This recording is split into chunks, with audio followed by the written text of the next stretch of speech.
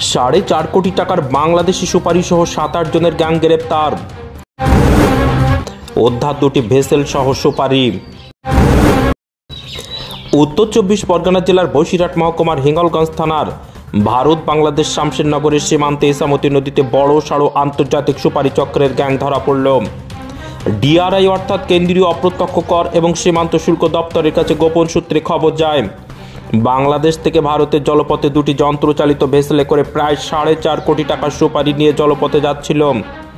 ঠিক সেই সময় ডিরেক্টর অফ রেভিনিউ ইন্টেলিজেন্স আধিকারিক সেই লঞ্চ তল্লাশি করতে গিয়ে দেখেন তাদের কাছে কোনো বৈধ কাগজপত্র নেই। সম্পূর্ণ বেআইনিভাবে এগুলো বাংলাদেশের জলপথে সীমান্তের দিকে নিয়ে পাচার করার উদ্দেশ্য ছিল পাচারকারীদের।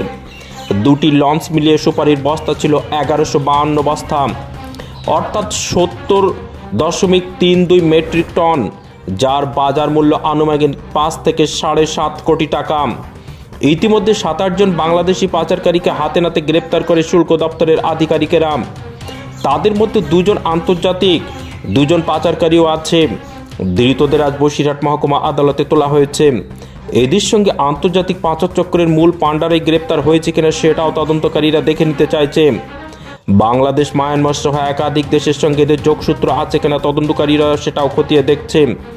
এই 7-8 জনের গ্যাংস্টার 118 নম্বর বিএসএফ এর ব্যাটেলের 2টি গাড়ি করে কঠোর নিরাপত্তার মধ্য দিয়ে আদালতে প্রবেশ করে। এমএস নিউজ বাংলা চ্যানেলের পরবর্তী খবর সবার আগে পেতে ইউটিউবে চ্যানেলটি সাবস্ক্রাইব করুন, ফেসবুক পেজ ফলো করুন, ফলো বাটন ক্লিক করুন, সেই সঙ্গে খবরটি ফেসবুকে প্রচুর পরিমাণে শেয়ার করুন। এদের কাছে বিটেল নাট ছিল, অর্থাৎ সুপারি ছিল 1152 বস্তা, অর্থাৎ 70.32 মেট্রিক টন, যার ভ্যালু হচ্ছে নিয়ার আউট 5 কোটি টাকা আর কালেকটিভ ভ্যালু 5.5 কোটি টাকা। 2টো ভেসেলে আসছিল ওরা বাংলাদেশ থেকে, আমাদের শামশেরনগরের এখানে ধরা পড়ে, শামশেরনগর নদীতে ধরা পড়ে।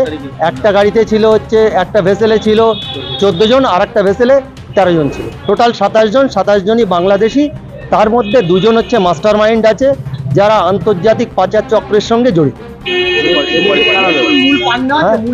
ডিআরআই এদেরকে ধরেছে, মূল 2 জন আছে।